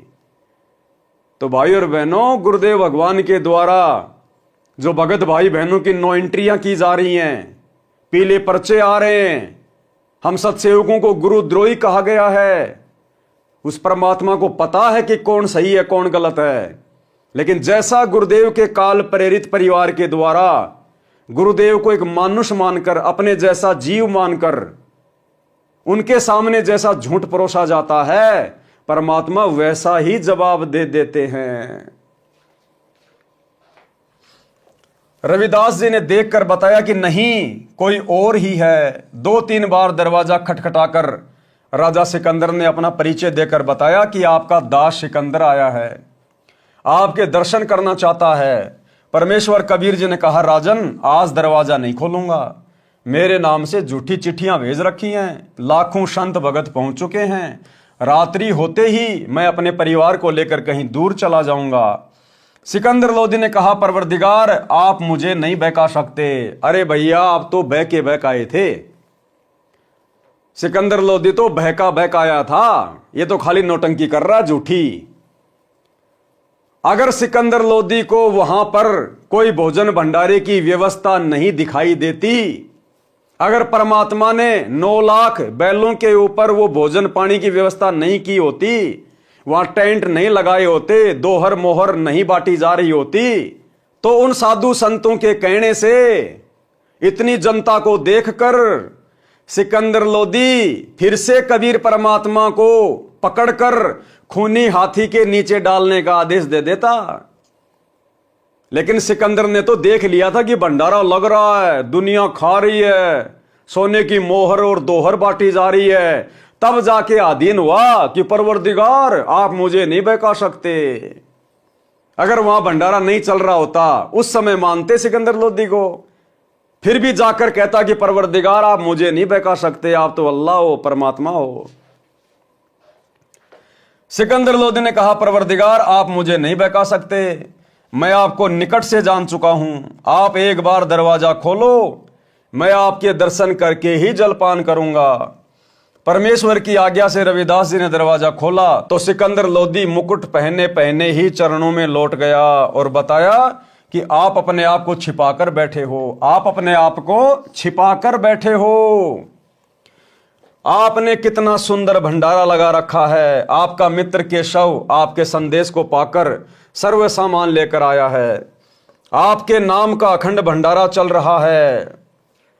अब सिकंदर लोदी कह रहा है कि मैं आपको पहचान चुका हूं, और फिर क्या कह रहा है कि आपने बहुत सुंदर भंडारा लगा रखा है, आपका मित्र केशव बंजारा सारी व्यवस्था संभाल रहा है। अरे कहां समझ गया भगवान को। अरे कबीर परमेश्वर की 650 साल पहले पारिवारिक स्थिति क्या थी, खुद का पेट भी मेहनत करके बड़ी मुश्किल से भरते थे। तो सिकंदर लोदी ने इतना भी दिमाग नहीं लगाया कि ऐसे गरीब आदमी का ऐसा कौन बंजारा फ्रेंड है, मित्र है, जो 18 लाख लोगों के लिए भंडारे की व्यवस्था कर देगा कबीर जी के कहने से। जिस कबीर के पल्ले 100 रुपए नहीं, उस कबीर के कहने से सोने की दोहर मोहर 18 लाख लोगों को, 18 लाख लोग आए थे और कम से कम लोगों ने 10-10 बार भोजन किया होगा।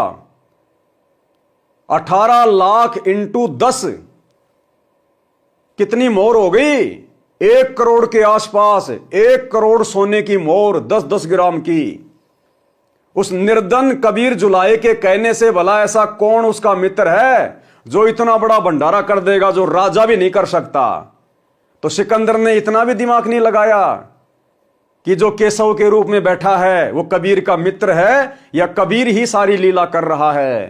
तो भाई उस समय किसी ने कुछ नहीं समझा परमात्मा को, केवल जुबान से कहते थे, बाकी समझा किसी ने नहीं था। आपका मित्र केशव आपके संदेश को पाकर सर्व सामान लेकर आया है। आपके नाम का अखंड भंडारा चल रहा है। सभी अतिथि आपके दर्शनों के अभिलाषी हैं। कह रहे हैं कि देखें तो कौन है कबीर सेठ जिसने ऐसे खुले हाथ से लंगर कराया है। मेरी भी प्रार्थना है कि आप एक बार भंडारे में घूमकर सबको दर्शन देकर कृतार्थ करें। तब परमेश्वर कबीर जी उठे और कुटिया से बाहर आए तो आकाश से कबीर जी पर फूलों की वर्षा होने लगी तथा आकाश से आकर सिर पर सुंदर मुकुट अपने आप पहना गया। तब हाथी पर बैठकर कबीर जी तथा रविदास जी व राजा चले तो सिकंदर लोधी परमेश्वर कबीर जी पर चवर करने लगे और पीलवान से कहा कि हाथी को भंडारे के साथ लेकर चल। जो भी देखे और पूछे काशी वालों से कि कबीर सेठ कौन सा है, उत्तर मिले कि जिसके सिर पर मोर पंख वाला मुकुट है वह है कबीर सेठ। जिसके सिर पर मोर पंख वाला मुकुट है। आपने गुरुजी के छोटे कलयुगी भाई महेंद्र का इंटरव्यू सुना कि एक दिन मेरी आत्मा निकल के ऊपर ब्रह्मांड में गई और श्री कृष्ण जी के रूप में मुझे विष्णु भगवान के दर्शन हुए। उनके सिर पर मोर पंख लगा हुआ था। महेंद्र ने क्या कहा था? उनके सिर पर मोर पंख लगा हुआ था। और दास ने क्या बताया भाई बहनों को कि वो विष्णु नहीं था, श्री कृष्ण नहीं था। सतगुरु रामपाल जी भगवान कृष्ण का रूप बनाकर उस महेंद्र को दर्शन दिए थे। तो कौन था वो मोर पंख वाला? उत्तर मिले कि जिसके सिर पर मोर पंख वाला मुकुट है वह है कबीर सेठ, जिस पर सिकंदर लोधी दिल्ली के बादशाह चवर कर रहे हैं। सब एक स्वर में जय जयकार बोल रहे थे, जय हो कबीर सेठ की। जैसा लिखा था वैसा ही भंडारा कराया है।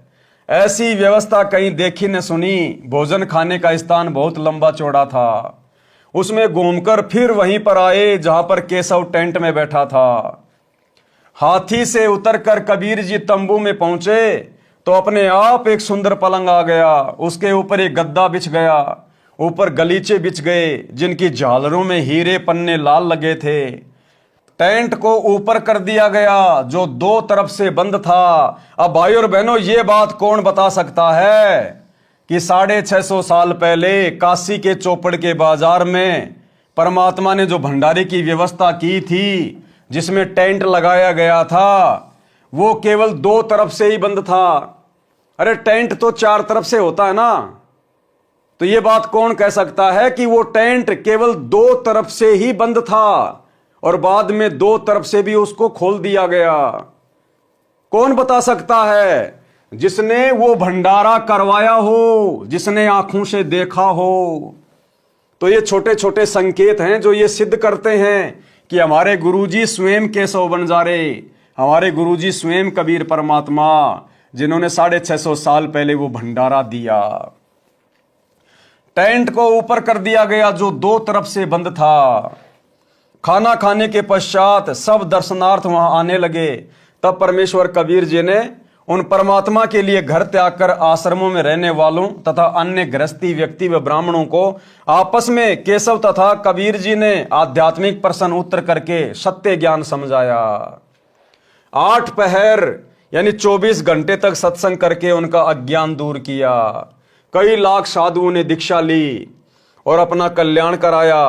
विरोधियों ने तो परमेश्वर का बुरा करना चाहा था, परंतु परमात्मा को इकट्ठे करे कराए भगत मिल गए अपना ज्ञान सुनाने के लिए। उन भक्तों को सतलोक से आया हुआ उत्तम भोजन कराया, जिसके खाने से अच्छे विचार उत्पन्न हुए।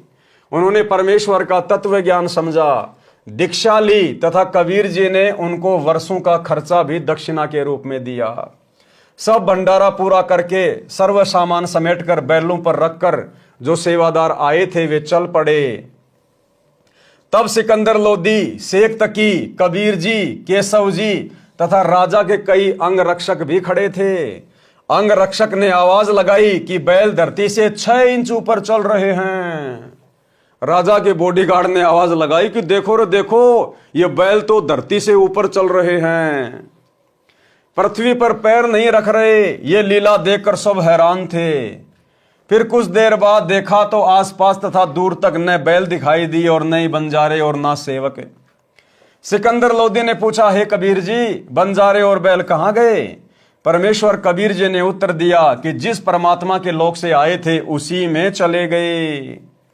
उसी समय केशव वाला स्वरूप देखते देखते कबीर जी के शरीर में समा गया। राजा सिकंदर ने कहा, हे अल्लाहू अकबर, मैं तो पहले ही कह रहा था कि ये सब आप कर रहे हो, अपने आप को छिपाए हुए हो। शेख तकी तो जल भुन रहा था, कहने लगा कि ऐसे भंडारे तो हम अनेकों कर दें, ये तो मौछा सा किया है, हम तो जग जोनार कर देते। मौछा कहते हैं वह धर्म अनुष्ठान जो किसी पुरोहित द्वारा पितर दोष मिटाने के लिए थोपा गया हो। उसमें व्यक्ति बताए अनुसार आइटम मन मारकर सस्ती कीमत से लाकर पूरे करता है, हाथ सिकोड़ कर लंगर लगाता है। और जग जोनार उसे कहते हैं जिसके घर कई वर्षों उपरांत संतान उत्पन्न होती है तो दिल खोलकर खर्च करता है, भंडारा करता है जो खुले हाथों से। संत गरीबदास जी ने उस भंडारे के विषय में जिसकी जैसी विचारधारा थी वो बताई। गरीब कोई कहे जग जो नार करी है, कोई कहे मौछा, बड़े बड़ाई करया करें गाड़ी काटे ओछा। भावार्थ है कि जो भले पुरुष थे वे तो बड़ाई कर रहे थे कि जग जो नार करी है, जो विरोधी थे ईर्ष्यावश कह रहे थे कि क्या खाक भंडारा किया है, ये तो मौछा सा किया है। जब शेख तकी ने ये वचन कहे तो गूंगा तथा बहरा हो गया, शेष जीवन पशु की तरह जिया। अन्य के लिए उदाहरण बना दिया कि अपनी ताकत का दुरुपयोग करना अपराध होता है, उसका भयंकर फल भोगना पड़ता है। केशव आन भया बंजारा, षटदल की निहास है। परमेश्वर कबीर जी स्वयं आकर केशव बंजारा बने। षटदल कहते हैं गिरिपुरी, नागा, नाथ, वैष्णव, सन्यासी, शैव आदि 6 पंथों के व्यक्तियों को जिन्होंने हंसी मजाक करके चिट्ठी डाली थी। परमात्मा ने यह सिद्ध किया कि भगत सच्चे दिल से मेरे पर विश्वास करके चलता है तो मैं उसकी ऐसे सहायता करता हूं। यानी परमात्मा 650 साल पहले सतगुरु की भी भूमिका निभा रहे थे और एक भगत की भी और एक निर्धन व्यक्ति की भी। और परमात्मा ने उस निर्धनता में भक्ति करके ये बताया, ये दिखाया कि अगर आप अपने परमात्मा पर पूर्णतया समर्पित हैं, आप यदि पतिव्रता पद पर रहकर मर्यादा में भक्ति कर रहे हैं और यदि कभी कभार आपके ऊपर कोई आपत्ति आ गई तो आपका गुरु, आपका भगवान आपके समक्ष खड़ा मिलेगा। तुम्हारी भी ऐसे सहायता की जाएगी जैसे परमात्मा ने मेरी करी। एक अभिनय करके परमात्मा ने उस भंडारे में दिखाया। एक अन्य करिश्मा जो उस भंडारे में हुआ, वह जिमणवार 3 दिन तक चला था। 3 दिन में प्रत्येक व्यक्ति कम से कम 2 बार भोजन खाता था, कुछ तो 3-4 बार भी खाते थे, क्योंकि प्रत्येक भोजन के पश्चात दक्षिणा में 1 मोहर 10 ग्राम सोना और 1 दोहर कीमती सुस्ती सोल दिया जा रहा था। इस लालच में बार बार भोजन खाते थे। 3 दिन तक 18 लाख व्यक्ति शौच तथा पेशाब करके काशी के चारों ओर ढेर लगा देते, काशी को सड़ा देते। काशी निवासियों तथा उन 18 लाख अतिथियों तथा 1 लाख सेवादार जो सतलोक से आए थे, वहां गंध का ढेर लग जाता, श्वास लेना दूभर हो जाता, परंतु ऐसा महसूस ही नहीं हुआ। सब दिन में 2-3 बार भोजन खा रहे थे, परंतु शौच यानी लैट्रिन 1 बार भी नहीं जा रहे थे, न पेशाब कर रहे थे। इतना स्वादिष्ट भोजन था कि पेट भर भर कर खा रहे थे, पहले से दुगना खा रहे थे। उन सबको मध्य के दिन टेंशन, चिंता हुई कि न तो पेट भारी है, भूख भी ठीक लग रही है, कहीं रोगी ना हो जाएं। सतलोक से आए सेवकों को समस्या बताई तो उन्होंने कहा कि ये भोजन ऐसी जड़ी बूटियां डालकर बनाया है जिनसे ये शरीर में ही समा जाएगा। हम तो प्रतिदिन यही भोजन अपने लंगर में बनाते हैं, यही खाते हैं, हम कभी सोच नहीं जाते तथा ना पेशाब करते हैं, आप निश्चिंत रहो। फिर भी विचार कर रहे थे कि खाना खाया है, कुछ तो मल निकलना चाहिए। उनको लैट्रिन जाने का दबाव हुआ। वो लैट्रिन जाने का दबाव भी उस समय हुआ जब वो सब टेंशन में आ गए। तो परमात्मा से उनकी इतनी टेंशन भी नहीं देखी गई। परमात्मा ने जबरदस्ती उनको लैट्रिन लगा दी, जबरदस्ती। उनको लैट्रिन जाने का दबाव हुआ, सब शहर से बाहर चल पड़े, टट्टी के लिए एकांत स्थान खोजकर बैठे तो गुदा से वायु निकली, पेट हल्का हो गया तथा वायु से सुगंध निकली जैसे केवड़े का पानी छिड़का हो। सब अपनी गैस को सूंघ रहे हैं, सुगंधित गैस निकल रही है। तब जाकर उनको यकीन हुआ कि वो सेवादार सही कह रहे थे, भाई ये तो कोई विशेष जड़ी बूटी डाल के बनाया गया भोजन है, इसको खाने के बाद में लैट्रिन नहीं आती, पेशाब नहीं आता, सुगंध आती है, सुगंध। ये सब देखकर सबको सेवादारों की बात पर विश्वास हुआ, तब उनका भय समाप्त हुआ। परंतु फिर भी सबकी आंखों पर अज्ञान की पट्टी बंधी थी। परमेश्वर कबीर जी को परमेश्वर नहीं स्वीकारा। पुराणों में भी प्रकरण आता है कि अयोध्या के राजा ऋषभ देव जी राज त्याग कर जंगलों में साधना करते थे। उनका भोजन सुरख से आता था, उनके मल से सुगंध निकलती थी। आसपास के क्षेत्र के व्यक्ति इसको देखकर आश्चर्यचकित होते थे। इसी तरह सतलोक का भोजन आहार करने से केवल सुगंध निकलती है, मल नहीं। अब भैया अगर ये वही दिव्य धर्म यज्ञ दिवस इन आश्रमों में हो रहा है और सारी व्यवस्था यदि परमात्मा ही कर रहा है तो भैया सैकड़ों की संख्या में लैट्रिन घर क्यों बना रखे इन आश्रमों में?